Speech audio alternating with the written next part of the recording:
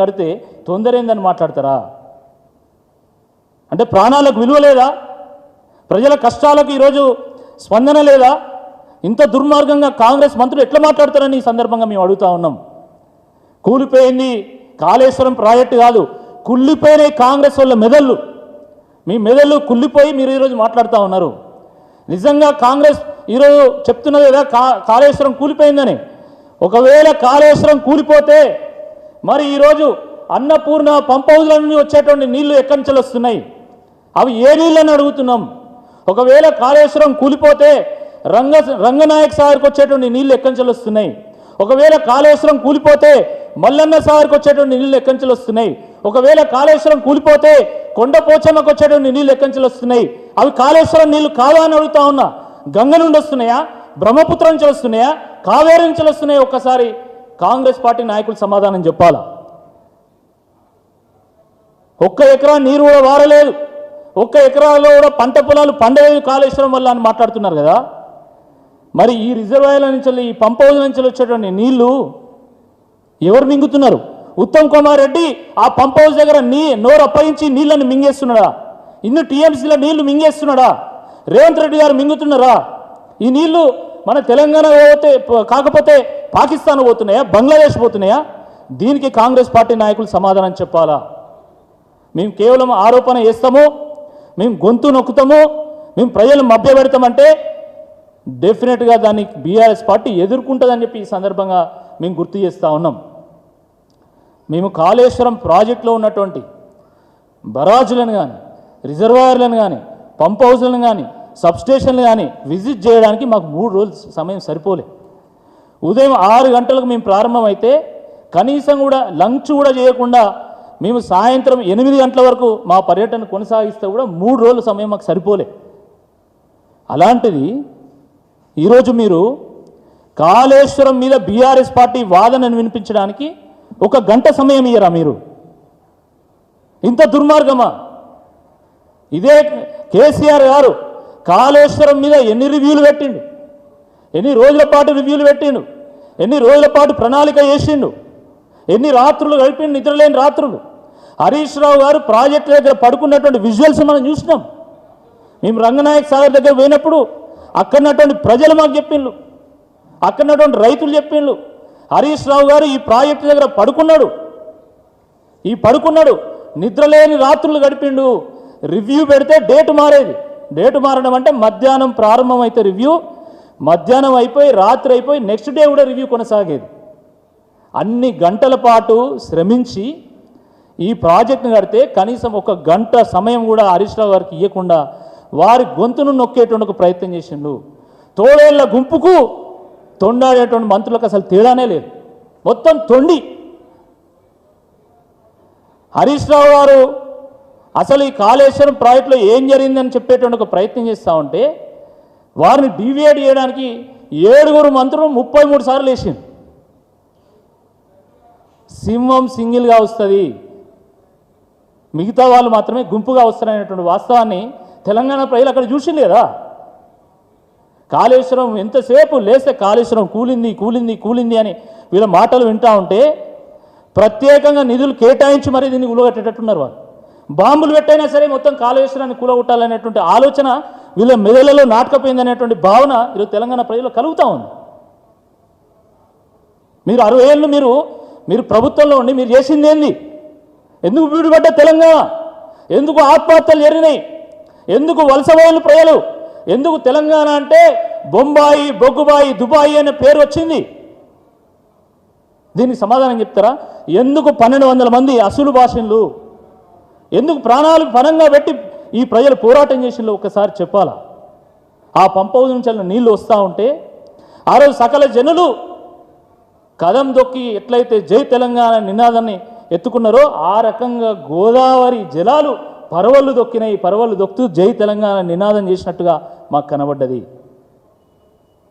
పచ్చకామరలోకి లోకమంతా పచ్చగానే కనబడుతుంది.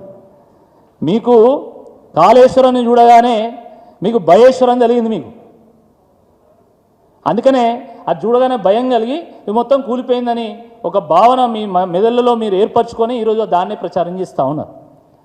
వాస్తవానికి కాంగ్రెస్ పార్టీ నాయకులు ఈ కాళేశ్వరానికి ఒక శనేశ్వరులు వాళ్ళు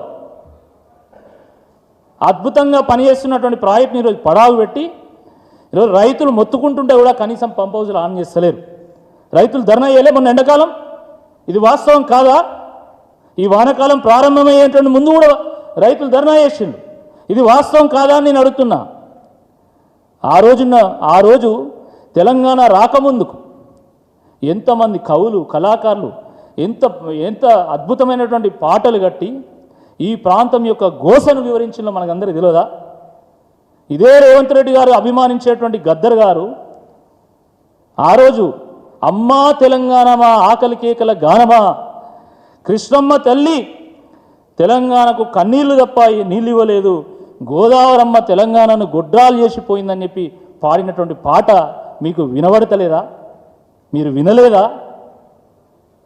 పల్లె కన్నీరు పెడుతుందని పాడినటువంటి కుబుసం పాట మీరు వినలేదా? పల్లె పల్లెన పల్లేర్లు మొర్చేని పాడినటువంటి జానపద పాట మీరు వినలేదా? శివుడా నీ సిగలో ఉన్నటువంటి గంగను నేలకు దించలేవా, తెలంగాణ పల్లెల కరువును కొంతైనా తీర్చలేవా అన్నటువంటి మిట్టపల్లి పాట మీరు వినలేదా? ఎందుకు ఈ పాటలు పాడిళ్ళు? దేనికోసం కళాకారులు తెలంగాణ వాదం మీద, తెలంగాణ తత్వం మీద, తెలంగాణ గోస మీద పాటలు పాడిళ్ళు మీకు తెలియదా? అయినా జై తెలంగాణ అననోనికి ఈ పాటలు ఏం గుర్తుంటాయి? తెలంగాణ చరిత్రను పాఠ్య పుస్తకాల నుంచి చించేసిన వాడికి ఈ పాటలు ఏం గుర్తుంటాయి? తెలంగాణ తల్లి చేతుల నుండి తెలంగాణ సంస్కృతి సాంప్రదాయాలకు ప్రతీక అయినటువంటి బతుకమ్మను తీసేసినోడికి ఇవేం గుర్తుంటాయని నేను అడుగుతున్నా. ఇది చాలా దుర్మార్గము, చాలా దురదృష్టకరం అని చెప్పి ఈ సందర్భంగా మేము గుర్తు చేస్తా ఉన్నాము.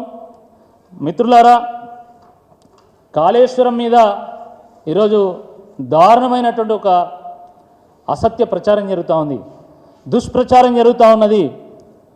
కాళేశ్వరంలో 2 పిల్లర్లు కుంగితే ఆ కుంగినటువంటి పిల్లర్లను పట్టుకొని ఈ తెలంగాణకు మెయిన్ పిల్లర్ అయినటువంటి కేసీఆర్ గారిని కుంగదీసి తెలంగాణ తత్వాన్ని కూల్చేటువంటి ఒక ప్రయత్నం చేస్తూ ఉన్నారు.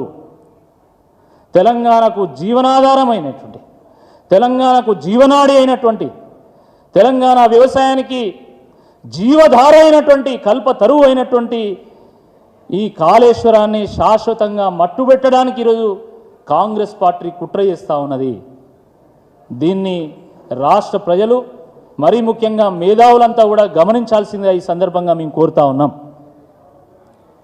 చాలా దురదృష్టకరమైనటువంటి ఒక విషయం ఇది.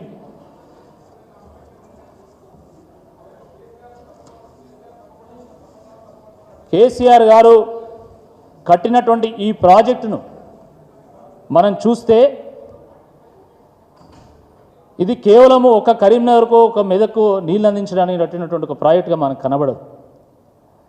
ఈ 10 జిల్లాల తెలంగాణలో 8 జిల్లాలకు గోదావరిని చేయబట్టుకొని నడిపించినటువంటి ఘనత కేసీఆర్ గారిది. ఒక మహబూబ్ నగర్, ఖమ్మం తప్పితే అన్ని జిల్లాలకు, ఆదిలాబాద్, నిజామాబాద్, కరీంనగర్, వరంగల్, మెదక్, రంగారెడ్డి, హైదరాబాద్కు గోదావరి నీళ్లను చేర్చేటువంటి ఒక గొప్ప కల్పతరువు లాంటి ప్రాజెక్టు ఈ కాళేశ్వరం. నదులకు నడక నేర్పించినటువంటి నాయకుడు కేసీఆర్ గారు. ఎందుకంటే ప్రాణహిత ముందుకెళ్తుంటే దాన్ని వెనక్కి నడిపించి దాన్ని గోదావరిలో కలిపి, గోదావరి తల్లి మా ప్రాంతమంతా కూడా కరువును ఎదుర్కొన్నది, వేల లక్షల మంది రైతులు ఆత్మహత్య చేసుకుంటున్నారు, కరువుతో అల్లాడుతున్నది ఈ ప్రాంతము, కాబట్టి గోదావరి తల్లి మా ప్రాంతానికి విముక్తి కలిగించమ్మా అని చెప్పి ఆ గోదావరిని చేయబట్టుకొని ఒక్కొక్క రిజర్వాయర్ దాటించుకుంటూ మొత్తం తెలంగాణ అంత తిప్పినటువంటి నాయకుడు కేసీఆర్ గారు. కాకతీయులు గొలుసుకట్టు చెరువులు నిర్మాణం చేస్తే కేసీఆర్ గారు గొలుసుకట్టు రిజర్వాయర్లు నిర్మాణం చేసి గోదావరి జలాలను హైదరాబాద్కు చేర్చినటువంటి నాయకుడు కేసీఆర్ గారు. అలాంటి నాయకుడి మీద ఈరోజు మీరు బురద జల్లి ఈరోజు వారిని కుంగదీసి వారిని కొల్లగొట్టాలనేటువంటి ఒక ప్రయత్నం చేస్తే తప్పకుండా ఆ పాపం తగలక తీరదు అని చెప్పి ఈ సందర్భంగా నేను హెచ్చరిస్తూ ఉన్నాను. మహాపాపం ఇది. ఎందుకంటే కేసీఆర్ గారు తన సొంత ప్రయోజనం కోసం కట్టలేదు ఇది. రికార్డు టైంలో అతి తక్కువ ఖర్చుతోనే ఈ ప్రాజెక్టును పూర్తి చేసిండు. 6 ఏళ్ల సమయంలో పూర్తి చేసిండని. ఒక ఎస్ఆర్ఎస్పిని ప్రారంభిస్తే తెలంగాణ వచ్చేంత వరకు ఎస్ఆర్ఎస్పి పూర్తి కాలే.